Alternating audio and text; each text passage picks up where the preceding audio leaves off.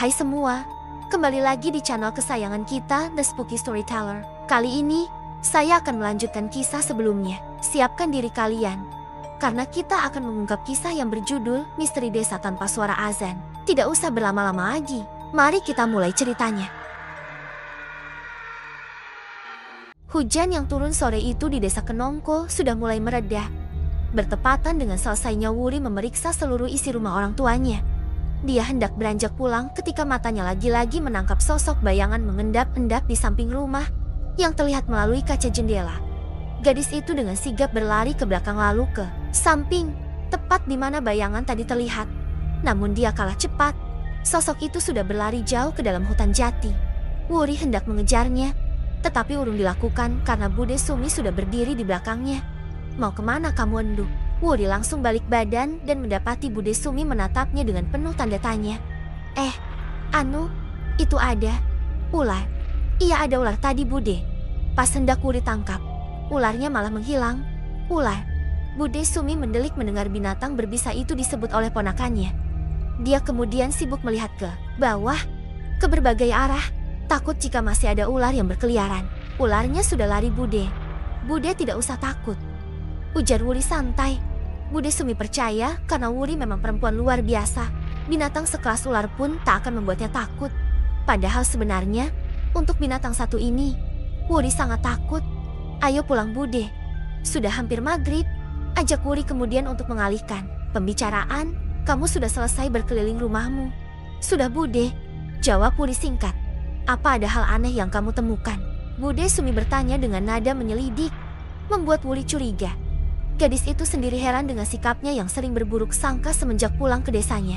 Namun rasanya sangat pantas jika dia bersikap seperti itu mengingat banyak sekali keanehan dan keganjilan yang dia jumpai. Tidak ada Bude. Semua masih sama seperti saat Wuri tinggal pergi untuk mondok waktu itu. Bude Sumi memang sangat baik padanya. Tetapi Wuri memilih untuk tidak menceritakan keganjilan yang dia temukan di rumah orang tuanya. Dia ingat pesan pada kertas yang tadi dia simpan untuk tidak percaya siapapun. "Ya sudah, ayo pulang," ajak Bude Sumi selanjutnya. Wuri mengikuti langkah budenya pulang setelah menutup kembali semua pintu, termasuk pintu belakang. Hari sudah menjelang maghrib. Sulu-sulu milik warga yang ada di pinggir jalan bahkan sudah banyak yang dinyalakan. Pertanda malam akan segera datang. Wuri terbangun karena mendengar suara Pak De Cokro mengetuk pintu. Seperti malam sebelumnya, Pak De Cokro baru pulang saat tengah malam telah lewat. Gadis itu bangkit dari tidurnya dan berjingkat mendekati tembok untuk mendengarkan percakapan Pak De dan budenya. Dia tak peduli menanggung dosa karena menguping. Yang ada dalam pikirannya saat ini hanyalah bagaimana cara dia mendapat informasi tentang keberadaan kedua orang tuanya. Krit, suara pintu kamar sebelah terdengar ditutup. Setelah itu, terdengar suara ranjang berderit karena ada beban yang menimpanya. Pastilah Pak De dan budenya baru saja merebahkan tubuhnya di atas ranjang. Ada perkembangan tentang keberadaan orang tua Wuri Pakne. Suara Bude Sumi terdengar jelas. Wuri sudah terbiasa dilatih untuk konsentrasi saat berada di pondok sehingga bisa mendengar lebih baik daripada orang kebanyakan. Seperti saat ini, sekalipun di luar rumah suara jangkrik dan katak bersahutan, Wuri masih bisa fokus mendengar percakapan Pak De dan budenya. Belum ada kabar apapun. Apa Pakne belum bertanya pada Kisuro tentang hal ini? Belum. Gimana toh Pakne ini? Kasihan Wuri. Dia pasti sangat kangen orang tuanya dan ingin tahu di mana keberadaan Dik Haryo sama Dik Siti. Tadi sore saja dia sampai mengajakku masuk rumah orang tuanya. Katanya untuk bernostalgia. Dia itu pasti sangat rindu. Makanya sampai bertingkah seperti itu. Benarkah? Bukannya rumah Haryo sudah dikunci? Wuri makin mempertajam pendengarannya. Bagaimana Pak De-nya tahu jika rumah orang tuanya dikunci? Benar. Tadi aku yang mengantarnya masuk lewat pintu belakang yang tidak dikunci. Mungkin mereka tergesa-gesa sampai lupa tidak mengunci pintu belakang. Terus, apakah Wuri terlihat menemukan sesuatu? Tidak. Lagi pula dia cuma melihat-lihat terus pulang. Tangannya tak terlihat membawa apapun. Beberapa saat Wuri mendengarkan, hening terdengar dari kamar Pak De dan budenya. Wuri pikir mereka sudah selesai berbincang. Saat hendak kembali ke kasurnya, terdengar suara budenya lagi. "Tolong Pakne segeralah mencari tahu keberadaan orang tua Wuri. Kasihan Wuri, jangan sampai dia bernasib sama seperti Saka karena keingintahuannya tidak terpenuhi." "Sudahlah, Jangan bawa nama Saka dalam kasus orang tua Wuri. Saka itu gil, bukan karena peristiwa itu. Dia itu hanya tak kuat mental menerima ilmu, sanggah Pak De Cokro. Wuri mengernyit. Apa yang dimaksud Pak De-nya bahwa Saka tak kuat mental menerima ilmu? Ilmu apa? Berarti semua ini salah Pak Ne yang telah memaksa Saka mengikuti kemauan Pak Ne. Coba waktu itu Pak Ne biarkan Saka memilih jalan hidupnya. Dia pasti tidak gil. Bude Sumi terdengar sentimental. Wuri paham. Bagaimanapun kondisinya, Saka tetaplah satu-satunya anak Bude dan Pak De-nya. Pasti Budenya sedih mengingat kondisinya sekarang. Kok kamu malah menyalahkan aku? Salah Saka sendiri, kenapa dia selemah itu? Memalukan saja. Pak Ne jangan bilang seperti itu. Saka itu tetap anak kita. Isakan kecil mulai terdengar di telinga Wuri. Budenya menangis. Makanya jangan menyalahkan aku atas kill. Ya Saka, aku tidak suka. Sudahlah, ayo kita tidur. Ini sudah malam. Membahas Saka pasti akan membuatmu seperti ini. Satu lagi, kamu jangan lagi menanyakan tentang keberadaan orang tua Wuri. Bukan urusanmu. Tugasmu cukup melayani aku dan perlakukan Wuri dengan baik selama dia tinggal di sini, serta laporkan padaku jika Wuri bertindak aneh. Kalau kamu tak mengikuti aturanku, bersiaplah untuk melihat Saka dipasung. Selama ini aku membiarkan anakmu itu keluyuran di jalan hanya karena menuruti maumu. Sekarang kamu yang harus menuruti mauku. Mengerti? Pak De-nya berkata dengan suara penuh penekanan. Wuri yang hanya menguping saja merasa sedikit tak nyaman. Apalagi budenya. Pasti merasa sedang diintimidasi. Setelah ucapan Pak De-nya itu, sampai beberapa saat Wuri menunggu. Tak lagi terdengar pembicaraan di antara keduanya. Wuri memutuskan kembali ke ranjangnya untuk tidur. Semua Wuri lakukan dengan penuh kehati-hatian agar tidak menimbulkan suara yang bisa membuat Pak De dan Budenya curiga. Wuri merebahkan badannya, bukan untuk melanjutkan tidur, tetapi untuk memikirkan langkah selanjutnya. Sepertinya dia harus mencari dan menemui Saka untuk mengorek keterangan darinya. Meskipun Saka gil, Wuri yakin dia masih bisa diajak berkomunikasi.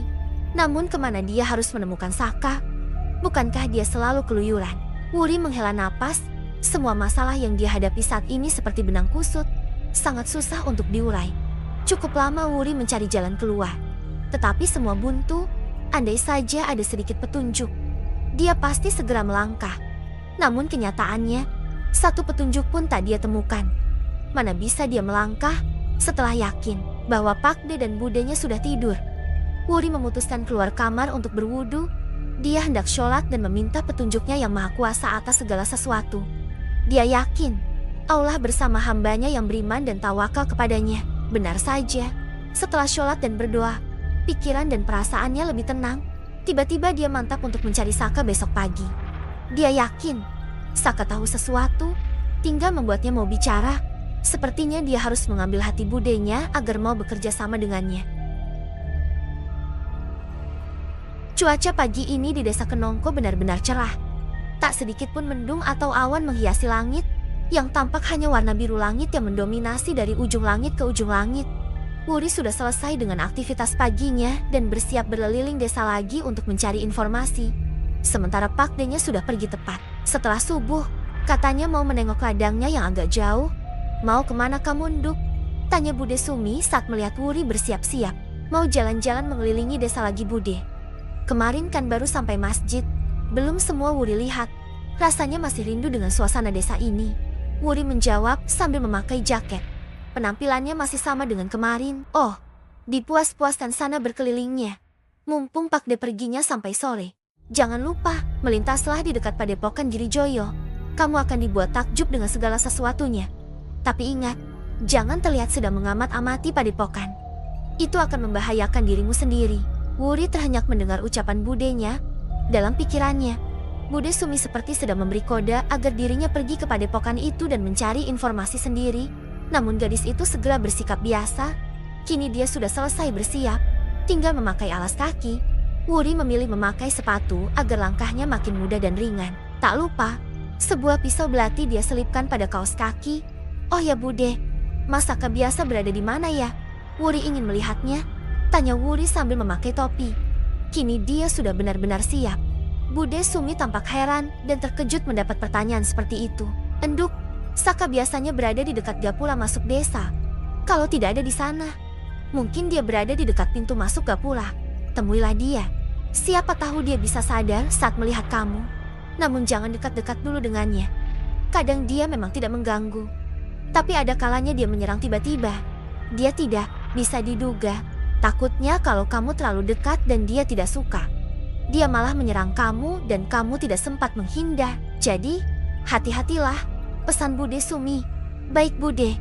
Wuri menyalami budenya dan melangkah keluar rumah. Tunggu Wuri. Teriak budenya, membuat Wuri urung melangkah lebih jauh. Dia kemudian berbalik menghadap budenya. Namun budenya justru masuk rumah dan membuat Wuri menunggu agak lama. Saat keluar lagi, tampak dia membawa bungkusan kresek hitam di tangannya. Bude Sumi kemudian menghampiri Wuri. Ini nanti kamu berikan kepada Saka kalau ketemu Yanduk. Kalau dia menolak, ya sudah, berikan saja kepada siapapun yang mau. Ini isinya nasi sama lauk ayam rendang yang Bude buat tadi. Baik Bude. Wuri menerima kantong kresek itu lalu melanjutkan langkahnya. Selain rumah-rumah baru dengan gapura masuk halaman berhias ukiran naga, tak banyak yang berubah dengan rumah lain yang dulu sudah ada. Anehnya, sebagian besar tampak seperti tak dihuni untuk waktu yang lama. Beberapa orang yang berpapasan dengannya juga tidak dikenalnya. Entahlah, Wuri yang pangling atau memang orang baru yang belum dia kenal. Beberapa saat berjalan, Wuri sampai di depan masjid yang kemarin dia datangi. Nalurinya mengatakan untuk mampir dan memeriksa keberadaan orang yang kemarin. Namun saat dia memeriksa ruangan marbot masjid kosong, tak ada siapa-siapa di dalamnya. Saat Wuri memeriksa laci, tak ditemukan rambut palsu dan jambang palsu yang kemarin tersimpan. Di sana, lacinya kosong. Wuri kini bisa menyimpulkan bahwa orang kemarin kemungkinan adalah Saka Mahesa, anaknya Pak De Cokro yang pura-pura gila. Langkahnya kini makin ringan karena ada tujuan pasti, yaitu mencari Saka. Setelah memastikan tak ada satupun orang yang melihatnya, Wuri segera keluar dari area masjid dan berjalan menuju gapura masuk desa. Dia memilih lewat hutan jati. Pertimbangannya adalah Saka melarangnya lewat jalan utama saat dia datang. Pasti ada tujuannya. Jalan setapak yang berada di pinggir hutan jati yang Wuri lewati dulunya merupakan jalan pintas. Warga desa biasa menggunakan jalan itu untuk mempersingkat jarak tempuh menuju jalan raya, tempat biasa angkutan desa lewat. Dulu jalan itu sering dilewati orang sampai-sampai jalannya tak tumbuh rumput sedikit pun. Namun kini sudah tak ada lagi yang lewat. Terbukti dengan tingginya rumput yang tumbuh, tak sampai setengah jam, Wuri sudah sampai di samping gapura masuk desa. Matanya menyasar seluruh tempat yang bisa dijangkau dengan penglihatannya untuk mencari sosok orang Gil, yang kemungkinan besar adalah Saka Mahesa. Akan tetapi, orang yang dimaksud tak tampak batang hidungnya. Gadis itu tak menyerah meskipun peluh sudah mengalir di dalaman jilbab yang dia kenakan. Cuaca memang sangat terik, namun Wuri tetap melanjutkan misinya mencari Saka. Dia beralih dari gapura sebelah kanan ke gapura sebelah kiri. Dari tempatnya berdiri, tak tampak tanda-tanda keberadaan orang yang dicarinya. Kini Wuri berjalan ke bagian belakang gapura. Seorang laki-laki berpenampilan kumal tampak berlindung dari panasnya sinar matahari dengan bernaung pada bayangan gapura. Laki-laki itu terbangun saat merasakan kehadiran seseorang. Dia terkesiap dan langsung berdiri tegak ketika menyadari Wuri Sukmayani yang menghampirinya. Tanpa berkata apapun, tiba-tiba pria itu menarik tangan Wuri dan menyeretnya masuk ke dalam hutan jati. Wuri yang tak siap kewalahan saat hendak menahan tarikan pria itu, seberapa kuat pun dia berusaha melawan. Tenaga pria itu jauh lebih kuat dibanding dirinya. Akhirnya gadis itu memilih pasrah, tentu dengan rencana untuk melepaskan diri saat ada kesempatan. Pria itu baru berhenti ketika sudah sampai di dalam hutan jati. Jauh dari jalan yang biasa dilewati orang, dia tetap memegang tangan Wuri dengan kuat, membuat Wuri mustahil untuk lepas begitu saja. "Lepaskan tanganku, tak tahukah kamu berhadapan dengan siapa?" Gertak Wuri kepada lelaki di depannya. Bukannya takut, Wuri justru terlihat garang dengan wajah marahnya. Gadis itu sengaja bersikap demikian untuk mengetes kebenaran dugaannya bahwa laki-laki tersebut adalah Saka dan tidak benar-benar Gil. "Aku tahu, kamu adalah Wuri Sukmayani binti Haryo. Seorang wanita hebat dengan kecerdasan tingkat tinggi. Ilmu bela dirimu mumpuni dan tak pernah gentar menghadapi lawan," jawab pria itu dengan tenang dan penuh percaya diri. "Kalau kamu tahu siapa aku, kenapa kamu menahanku? Tanganku sakit kamu pegang seperti ini." Saka Mahesa. Saka terkejut saat Wuri mengetahui identitasnya. Dia tak menyangka penyamarannya dengan mudah diketahui oleh Wuri yang baru 3 hari pulang. "Kenapa? Kamu kaget aku bisa mengenalmu?" ejek Wuri. Tangan yang dipegang Saka langsung dia putar sedemikian rupa hingga kini justru Wuri yang memegang kendali atas tangan Saka. Diperlakukan seperti itu, Saka hanya tersenyum dan menatap gadis di depannya. Wuri balas menatap mata Saka. Mata itu masih sama, selalu teduh saat menatapnya. Penampilannya yang dekil tak bisa mengubah senyumnya yang menawan. Bahkan Wuri sampai terlena dibuatnya dan melepas pegangan tangannya kepada Saka. Kini Wuri tahu kenapa agamanya melarang seseorang yang bukan mahram saling bertatapan. Salah satu alasannya adalah karena memberikan peluang buat setan untuk menjerumuskan manusia. Kamu benar-benar luar biasa, Wuri. Aku salut kepadamu. Mungkin jika bukan kamu diperlakukan seperti tadi oleh seorang laki-laki, dia pasti hanya bisa teriak-teriak ketakutan. Kamu memang wanita istimewa. Pujian Saka membuat wajah Wuri merona. Namun bukan Wuri namanya kalau tidak bisa menguasai keadaan. Dia berdehem untuk menetralisir perasaannya yang kalang kabut akibat pujian Saka. Wuri kemudian mengajak Saka duduk berhadapan di atas akar pohon jati yang menonjol. Tak lupa, Wuri memberikan makanan yang tadi diberi oleh Bude Sumi buat Saka. Saka menerimanya dengan senang hati dan segera memakannya. Dia memang sudah sangat lapar. Sedari tadi pagi belum makan apapun. Mas Saka, aku punya banyak sekali pertanyaan yang memenuhi benakku. Bisakah Mas Saka memberikan jawaban? Tanya Wuri saat Saka hampir selesai makan. Tergantung. Kalau aku tahu jawabannya, aku akan menjawabnya. Jawab Saka santai sambil mengelap tangan yang kotor sehabis makan. Janji ya, pinta Wuri. Sikap manjanya mulai keluar saat berada di dekat Saka yang sudah seperti kakak sendiri. Lia, bertanyalah. Wuri menarik napas panjang. Pikirannya bingung mau memulai pertanyaannya dari mana akibat begitu banyak hal yang ingin dia ketahui. Setelah berdiam diri sambil berpikir, Wuri memutuskan akan menanyakan segala sesuatu tentang Saka terlebih dahulu untuk memastikan seperti apa jalan pikiran Saka. Mas yang tinggal di belakang masjid kan? Tebak Wuri. Saka sudah selesai makan dan kini tengah minum air putih yang dibungkus plastik bening oleh Bude Sumi. Tak lupa, tangannya yang kotor dia cuci menggunakan sisa air yang dia minum. Kamu benar, itu adalah aku. Kamu pasti mau tanya, kenapa aku tinggal di sana kan? Dengan yakinnya, Saka menebak pertanyaan Wuri selanjutnya. Gadis itu hanya mengangguk. Tebakan Saka benar adanya. Kamu sudah mendengar soal Kisuro? Tanya Saka kemudian. Pandangannya masih tertuju pada Wuri. Ya, aku tahu soal Kisuro dari Bude. Namun hanya sekilas. Masih belum paham soal sepak terjangnya.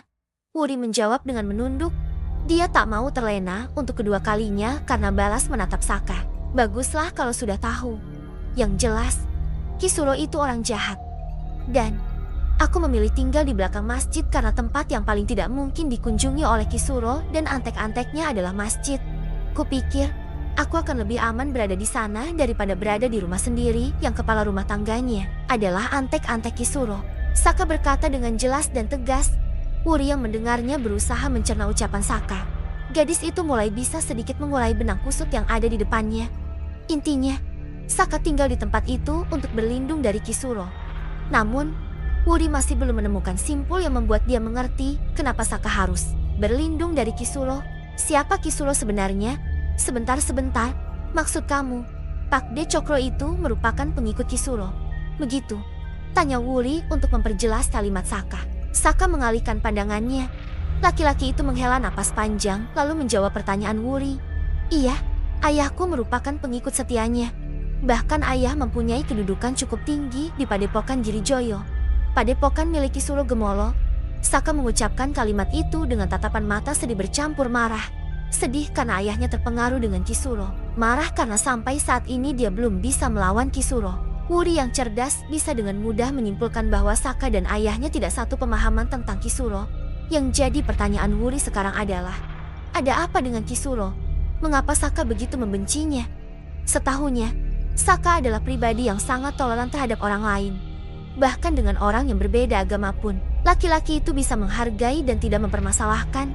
Prinsipnya, tak seorang pun bisa memaksakan suatu agama dan kepercayaan terhadap siapapun. Akan tetapi, dalam kasus ini kelihatannya Saka sangat tidak bisa menerima perbedaan.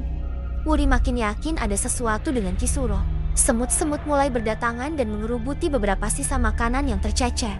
Sebagian merambat ke kaki Wuri dan masuk dalam celana kulotnya. Tangan gadis itu sibuk menghalau semut-semut tersebut. Dia kesusahan menghalau karena keberadaan Saka di depannya sehingga tidak leluasa menyingkap kulot yang dipakainya. Beberapa semut bahkan menggigitnya dan meninggalkan sensasi gatal. Alhasil Wuri hanya bisa garuk-garuk dan pukul-pukul di area semut berada. Berharap semutnya mati, Saka yang melihatnya tertawa. "Kenapa tertawa? Kamu lucu. Seperti sedang menari," ejek Saka. Dia tak peduli wajah Wuri yang mulai jengkel karena rasa gatal yang tak kunjung mereda. "Lucu. Lucu. Memangnya aku pemain sirkus sampai diketawain seperti itu? Aku itu garuk-garuk karena digigiti semut, bukan sedang menari." Kalimat Wuri terdengar protes karena tidak terima ditertawakan Saka. "Iya, aku tahu. Jangan marah. Aku cuma bercanda. Maaf ya, Wuri cantik," rayu Saka kepada Wuri. Dulu setiap kali Wuri merajuk andalan Saka untuk membuatnya tak merajuk lagi adalah dengan mengatakan Wuri cantik. Kini dia mempraktekkan jurus itu lagi dan berharap gadis di depannya itu tak lagi marah. Dia tak tahu bahwa ucapannya membuat Wuri salah tingkah. Wuri melengos mendengar kalimat yang baru saja dilontarkan Saka. Gadis itu berusaha menutupi kegirangan hatinya dikatakan cantik. Dia segera bisa menguasai diri dan kembali menghadap ke arah Saka. Pertanyaan selanjutnya mengalir dari mulutnya. "Lalu, kenapa kamu berpura-pura gila, Mas?" Saka menghela napas panjang.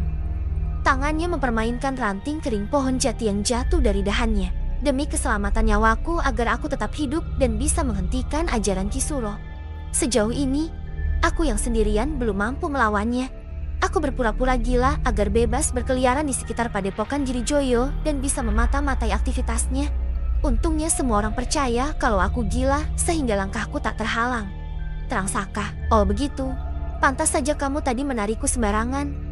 Pasti kamu takut ada orang melihat kita berdua berbincangkan." "Iya Wur, kalau ada yang melihat kita berbincang-bincang, bisa-bisa kepura-puraanku menjadi orang gila ketahuan. Masa orang secantik kamu mau ngobrol sama orang gila lagi dekil sepertiku?" Untuk kesekian kalinya, hati Wuri meleleh mendengar Saka menyebutnya cantik. Kali ini dia kehabisan kata-kata untuk menjawab ucapan Saka. Dia memilih diam dengan pandangan mengarah ke sepasang burung kutilang yang berkejaran pada dahan pohon jati. Kedua burung itu bebas berkejaran dan bertengger dari satu pohon ke pohon yang lain. Andai saja aku dan Mas Saka bisa bebas bermain tanpa harus sembunyi-sembunyi seperti dulu lagi," batin Wuri.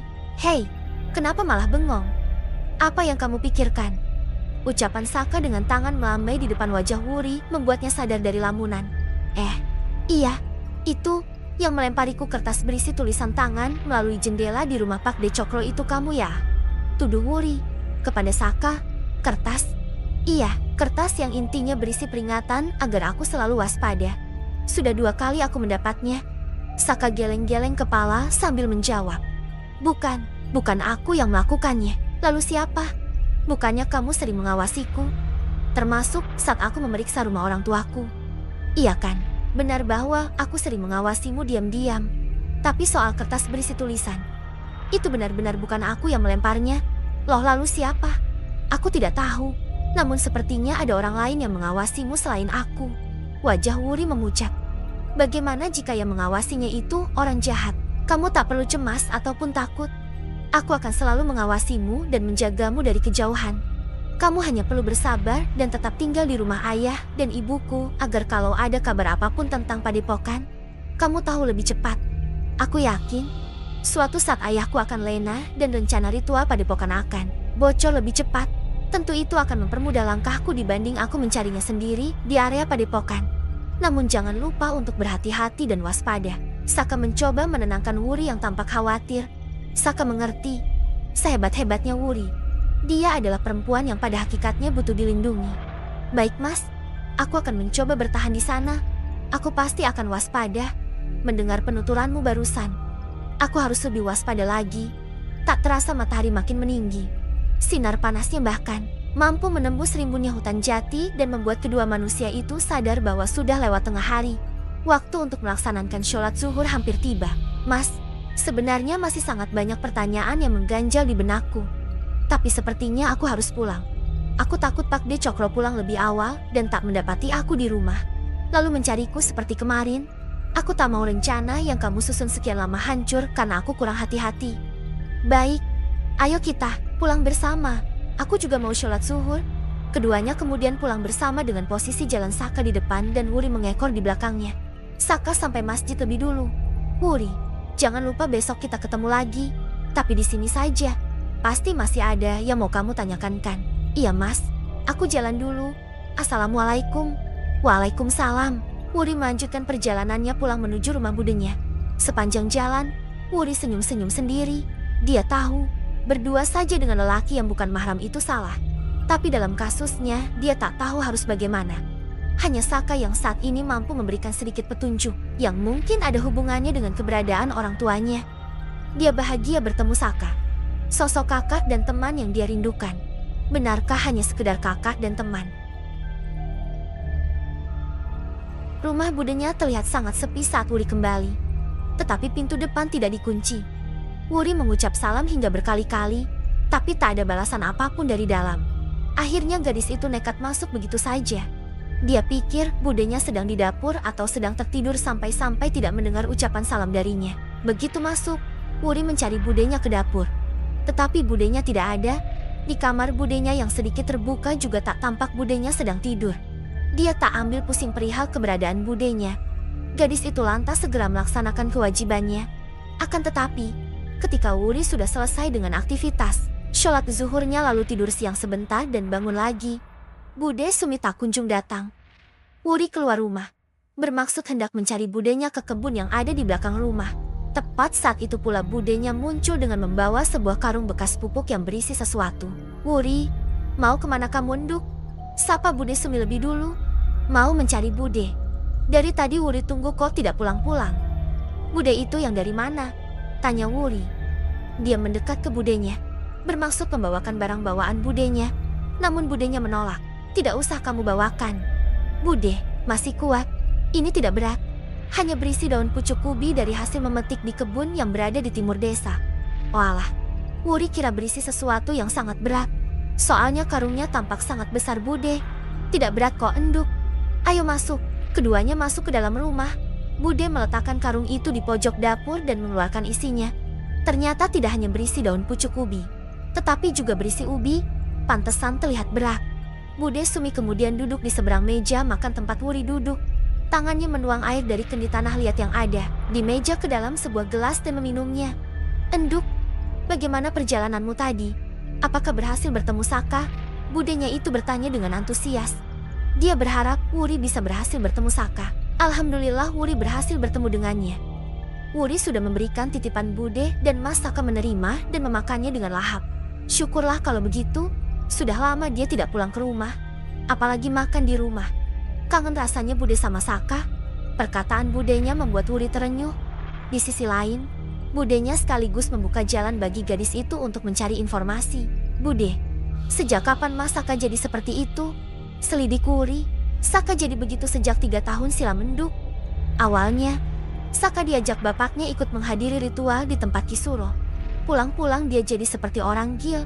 Dia seperti bukan Saka yang aku kenal enduk. Memangnya Mas Saka baru pertama kali ikut? Atau gimana Bude? Benar, Saka maupun aku tak pernah sekalipun ikut setiap kali diajak Pak Demu ikut ritualnya Kisuro. Tapi hari itu Saka ikut, dan apa yang tidak diharapkan terjadi. Saka menjadi tidak waras lagi.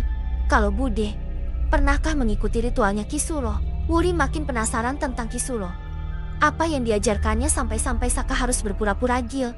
Aku, sampai detik ini 4 tahun sejak Kisuro datang, tak pernah sekalipun mau diajak ikut Pak Demo menghadiri acara yang tidak jelas itu. Ucapan Bude Sumi terdengar mengandung kekecewaan. Wuri berpikir, apa yang membuat budenya kecewa? Memang Kisuro membuat ritual apa Bude? Tanya Wuri kemudian untuk menghilangkan semua rasa penasarannya. Bude Sumi kembali meminum air putih yang masih tersisa dalam gelas. Dia lalu mulai mengisahkan tentang Kisuro. Jadi, 4 tahun lalu seseorang yang mengaku merupakan seorang ustadz datang ke desa ini. Namanya Suro Gumolo, tetapi kemudian lebih dikenal dengan Kisuro. Awalnya tidak ada yang aneh sama Kisuro.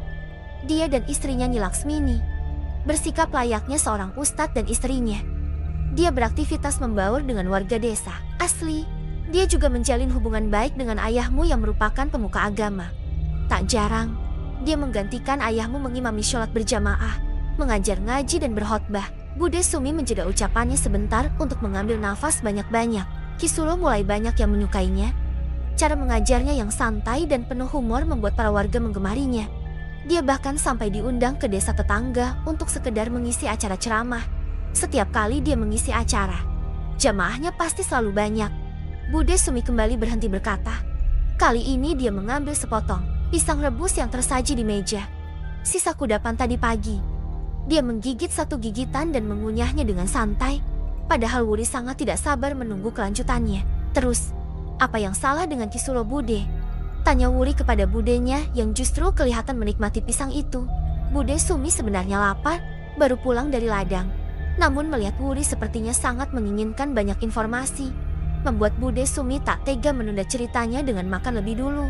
Setelah satu suapan pisang rebus tadi, Bude Sumi kembali melanjutkan ceritanya. Akan tetapi, saat ayahmu sakit untuk waktu yang tidak sebentar, kalau tidak salah hampir 3 minggu, Kisuro mulai berubah. Setiap kali mengajar di masjid, Kisuro mengajarkan ilmu yang tidak seperti yang biasa ayahmu ajarkan. Herannya banyak warga desa yang tetap setia menjadi penggemarnya.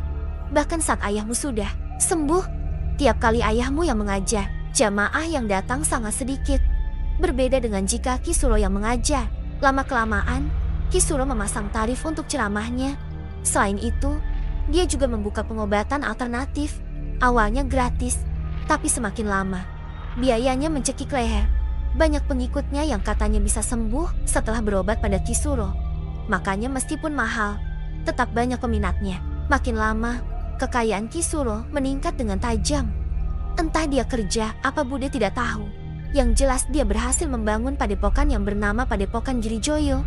Dia lalu merekrut orang-orang yang merupakan pengikut setianya untuk menjadi bawahannya, termasuk Pak Demu. Padahal aku tidak suka. Hampir tiap malam selalu ada ritual. Kamu lihat sendiri kan kalau Pak Demu keluar setiap malam? Wuri mengangguk. Apa yang dikatakan budenya memang benar. Lalu, apa yang membuat Bude tidak suka kalau Pak De menjadi bawahan Kisuro? Setelah Wuri sebelum budenya kembali bercerita. Karena semenjak itu Pak Demu menjadi sering berkelakuan aneh. Yang makan bunga melati lah, yang sering membeli ayam cemani untuk dibawa ke padepokan lah, dan lain sebagainya.